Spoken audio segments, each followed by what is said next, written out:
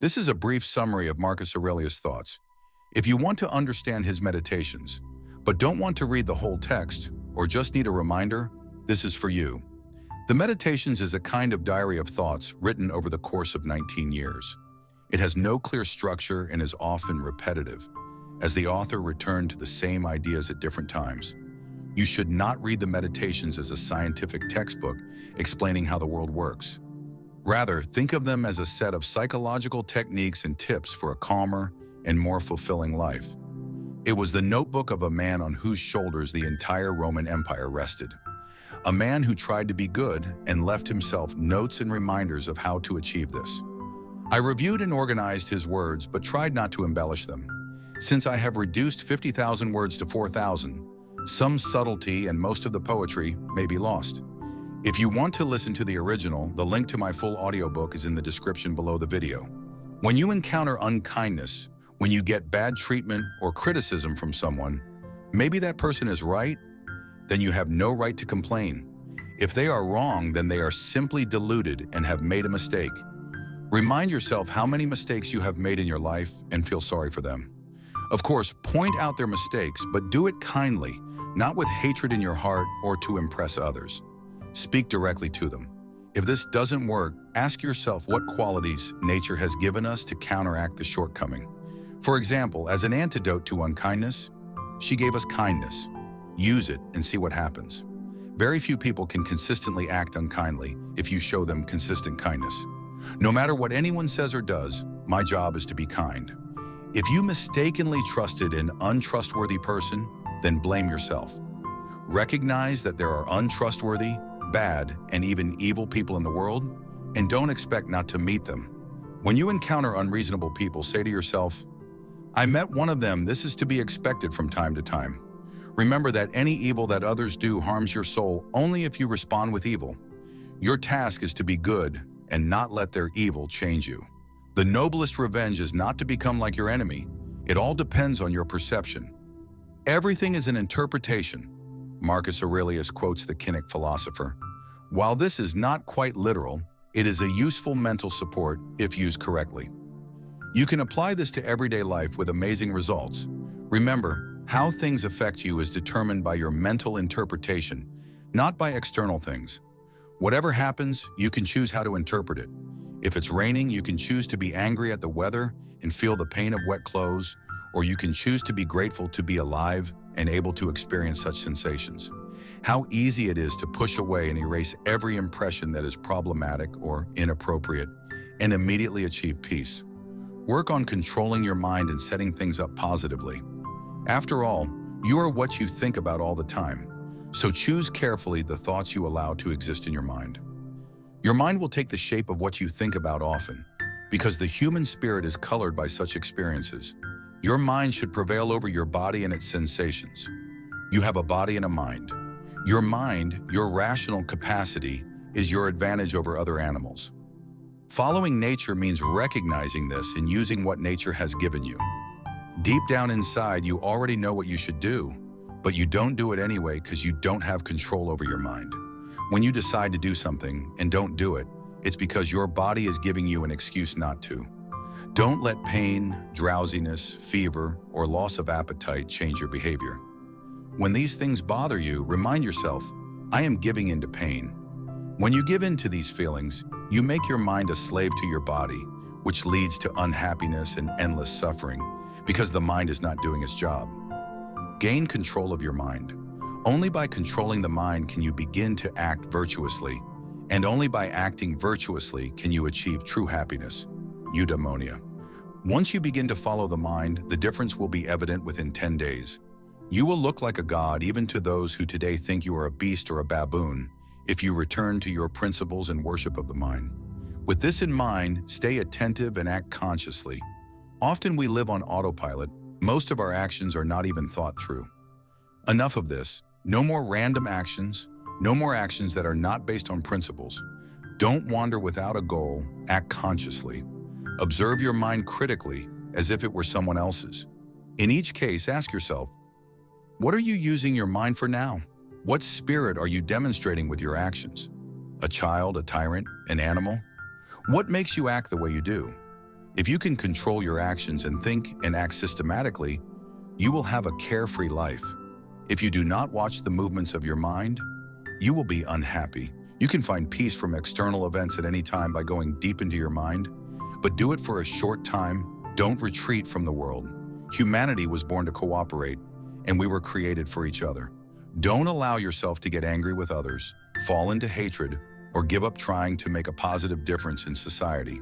If you believe that all intelligent beings are created to cooperate, then helping others will become a joy, not just the right thing to do. Learn to feel affection for other people, even when they make mistakes. You can do this by recognizing that they are human too.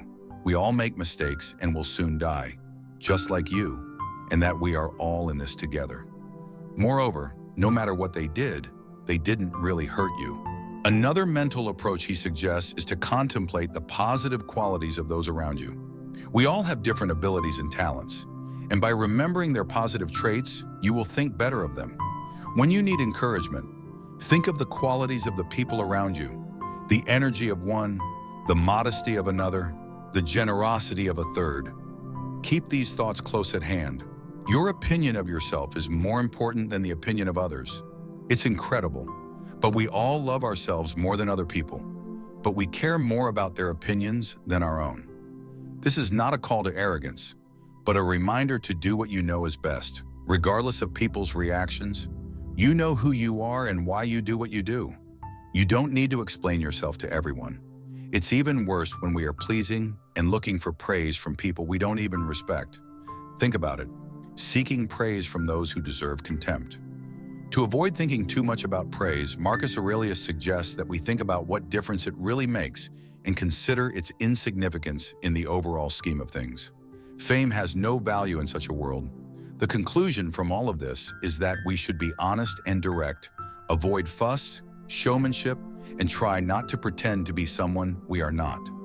Avoid rhetoric and attempts to please or gain favor. However, be open to correction. Being corrected is better than remaining in self-deception. Don't see changing your mind as a defeat or coercion. It is still a free and noble act on your part to change your mind if the evidence is against you. Do not change your mind because of pressure from others or to please others. Remember that changing your mind and accepting correction is your own act, based on your own will, your own decision, and your own mind. With this in mind, value the freedom and independence of all people. Learn to respect the freedom of speech of others. You cannot control them, so learn to control your reaction. Learn to hear unpleasant truths, listen carefully to people, and try to put yourself in their shoes. Train yourself not to be inattentive to what others have to say and to be in the mind of the speaker as much as possible. Support the rights of all as equals before the law. From my brother, I borrowed the idea of a society of equal laws, governed by equality of status and speech, and rulers who respect the freedom of their subjects above all else. To recognize that power corrupts, to recognize the malice, treachery, and hypocrisy that power produces, and the particular cruelty that people from good families often exhibit. If you ever find yourself in a position of power, remember this and control yourself. Avoid becoming a despot, protect yourself from becoming a Caesar. Don't become one because it can happen. Fight to become the person that philosophy is trying to make you. Maintain self-respect in every action. Ask yourself if you are respecting yourself with this action and if you will regret it later. Watch for and destroy any impulse to express something you don't really believe in. Don't see anything that makes you break a promise, lose self-respect, or hate someone as helpful. When you get angry, remember that there is nothing manly about giving into emotions. It is politeness and kindness that define a man and a man. The one who has these qualities has strength, nerves, and courage, not the one who succumbs to bouts of passion and discontent. Do not become either a tyrant or a slave to any person, and no matter what happens, avoid complaining.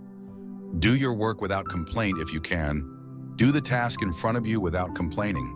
If you can't do it on your own, ask for help and don't be shy, but still don't complain, even to yourself. Often in life, obstacles are a path.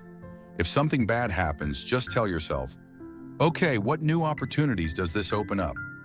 Just as your perception of an event can determine whether it will hurt you, you can take it one step further and ask how it can even help you. The mind adapts and turns the obstacle into action. What stands in the way becomes the way.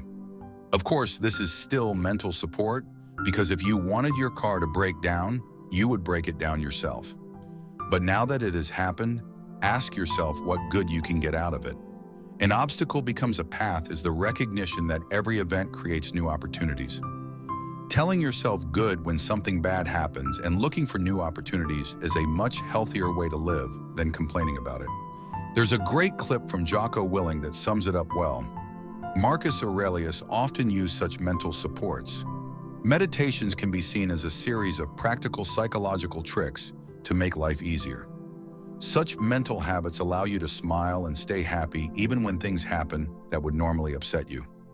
Remember that difficulties are part of nature. The universe is not indifferent to your existence and will throw you challenges that will rock your world. Take it for granted. Difficulties, failures, and even tragedies are part of life. Everyone experiences them. Marcus Aurelius reiterates that since these events are in the hands of God or fate, you should not pray that they will not happen, but rather pray that you will have the strength of character to endure them. Why not pray for the gift of not fearing these things, not wanting them, not grieving for them, rather than their presence or absence? This focuses your attention on what you control, namely building the strength of character to withstand all the blows of fate, rather than on those unfortunate events that are in the hands of fate. And when they do happen, be like a rock that is constantly being crashed by waves, standing firm and taming the fury of the water around it. However, he goes on to say that it is through hardship that we become stronger. Is it bad luck that happened? No, it's a blessing that happened, and I survived unscathed. The ironic beauty of life is that it is these difficulties that give us the opportunity to test ourselves and become stronger. In any event that leads you to sadness, remember to use this principle. It's not bad luck, but to endure it as a brave person is good luck. In any case, he notes that for the most part, everything has happened before. The universe is constantly changing, but there is nothing new under the sun. No matter what difficulties you face, others have already faced them. Obviously, society and technology are moving forward, but human nature remains the same. Your partner cheats on you, your friend cheats on you, you get passed over for a promotion. People have experienced all of these things throughout history.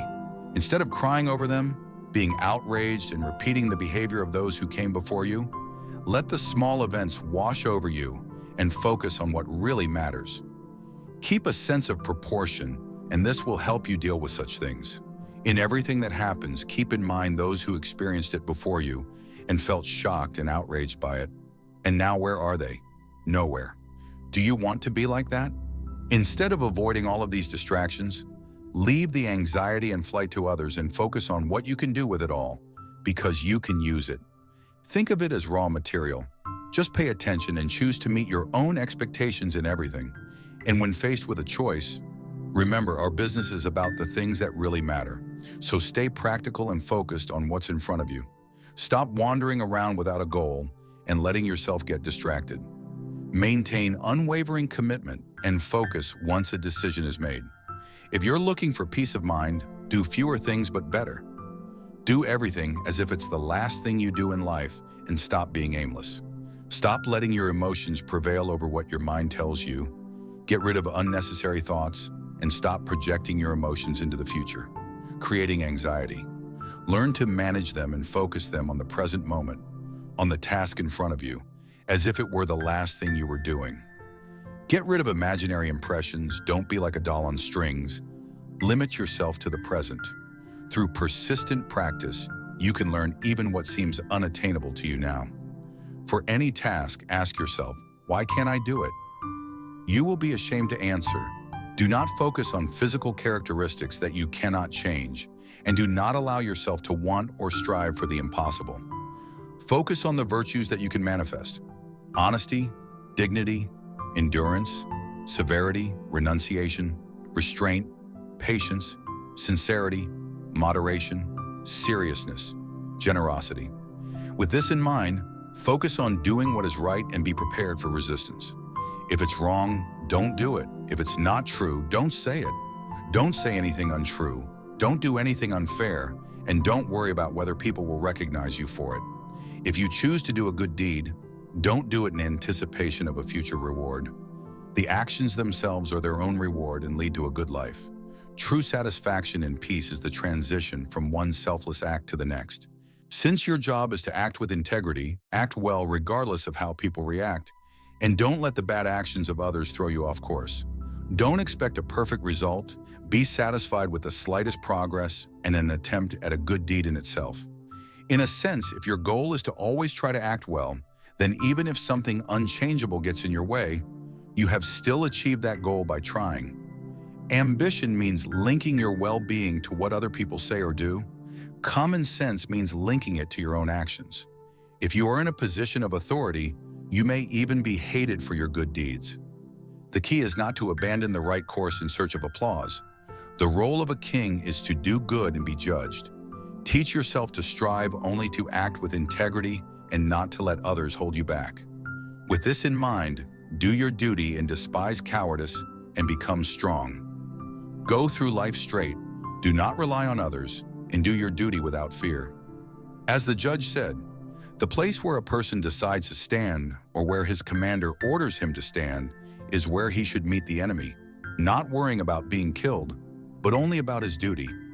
Focus more on whether you are doing the right thing than on the risk it may bring.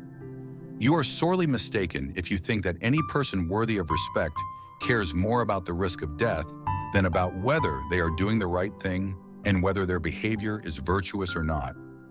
Realize that life is short and death comes to us all. This means that the time to act is now. Decide once and for all to strive for justice, honesty, courage, self-control, and rational action above all else. Remind yourself how often you have put things off and wasted opportunities. Remember, your time here is limited. You have one chance and it's running out. Stop looking for approval from others. Stop putting things off. Decide to take action today. Don't live as if you have endless years ahead of you. Death is hanging over you. While you are alive and able, be kind. As soon as you make this decision, you will stop your inner suffering. You are suffering justly because you choose to be good tomorrow, not today. The mental support that Aurelius offers is to imagine your life behind you as already dead, and from today onwards to live a new, shorter life. Take this new life and live it right. Consider yourself dead. You have lived your life. Now take what is left and live it right. It is also a shame for your soul to give up when your body is still strong. As you get older, the chances of becoming the next protege decrease. When you were young, you might have envisioned yourself as a future scientist or Olympic champion. Don't let the fact that it didn't materialize make you feel bad. You can still focus on building your character and doing good in the world. Even if you have given up hopes of becoming a great thinker or scientist, don't give up on your journey to achieve freedom, humility, service to others, and submission to God. And just as you accept the limitations of your height, accept the limitations of your life. Death will eventually come for everyone, and fear of the future does nothing but stop us from acting bravely today. With all this in mind, practice getting back on track. Life is an obstacle course, and no matter how wise you are, there will always be things that will throw you off course. When this happens, immediately focus before continuing. The more you practice this, the better you become. When you inevitably get knocked off course, come back to yourself immediately and don't lose your rhythm more than you can avoid. You will understand harmony better if you keep coming back to it. In other words, no matter what negative habits you have overcome, there will come a time when you will return to your old ways. Recognize when this happens and practice going back. Don't listen to the voice that tells you to give up because today is ruined. Don't feel disappointed or defeated because your days are not filled with wise and moral actions, but get up when you fail, celebrate that you are acting as a human being, however imperfectly, and fully embrace the pursuit you have embarked on. Avoid distractions from pride and showmanship. Not only does it distract from what you are doing, but the applause you receive is worthless. Pride and showmanship are the main seducers of the mind. When you think you are busy with the most important things, that is when it holds you in its spell. Therefore, in all cases, look at things as they really are. The method of reducing the influence of things on you is to look at them as they really are. Expensive wine is just fancy grape juice. The purple robes worn by the emperor are just wool dyed with the blood of clams. This applies not only to material things, but also to actions and behavior. Examine the principles of government of people, even wise ones. What things do they avoid or pursue? Imagine someone's soul naked. What causes their love and admiration, their vanity, etc.? Now try to imagine if their contempt could really hurt someone or their praise could help someone. Do you want to be praised by someone who scolds himself 3 times an hour? Do you want to please someone who is not happy with themselves? When you encounter their resentment, hatred, or anything else, look at what kind of person they are. You'll see that you don't have to try hard to impress them, but you still have to treat them well because they are human beings. Always tell the truth as you see it, but with kindness and humility. Remember, material wealth is neither good nor bad in itself. It is neither good nor bad, it is how you use it that matters. The term goods is a misnomer when used to refer to possessions. It is possible that too many things can make life worse, so they are not always good. Your only real goods are your virtues. Respect your mind and value it. Be satisfied with yourself. If you can't settle for anything else, then you will never be free. You will always be envious, jealous, or afraid that someone will come and take things away from you. While those who seek wealth are deceitful, so too are those who despise it or feel guilty about possessing it, because it has just as much control over them. Learn not to let wealth control you. Learn to use it when you have it, but be absolutely ready to let it go. Use it without justification, but also without arrogance. Treat what you don't have as if it doesn't exist. Look at what you do have, the things you value most, and think about how much you would want them if you didn't have them. But be careful not to feel so satisfied that you start to overvalue them, because that would make you sad when you lose them. With that in mind, express gratitude. Marcus Aurelius devoted the entire first chapter of his Meditations to listing the things he was grateful for after learning them in his youth. Some of them that stand out to me and that I haven't mentioned yet are that I needed to work on my character, manage my temperament, develop a strong character, generosity, charity, and a sense of humor, the value of investing in education, hard work, working with your hands, and the ability to have little. Not interfering in the affairs of others and not having time for evil people, not engaging in trivialities or wasting time on idle matters, writing simply and directly, patiently enduring freedom of speech, and making peace with people with whom you have quarreled when they are ready, consistency of purpose, self-control, not being distracted and not allowing emotions to cloud judgment, the ability to accept gifts with dignity without losing self-respect or appearing ungrateful, and the ability to praise without ostentation, indifference to superficial honors, not using the "I'm too busy" excuse to avoid doing tasks, listening to friends' problems, respecting teachers and loving children sincerely, treating people as they deserve and being willing to listen to those who have something to offer for the common good, refraining from making petty comments and constantly correcting people, seeking expert advice when necessary, showing dignity without pretense, and finally, stopping talking about what a good person should be and just being one.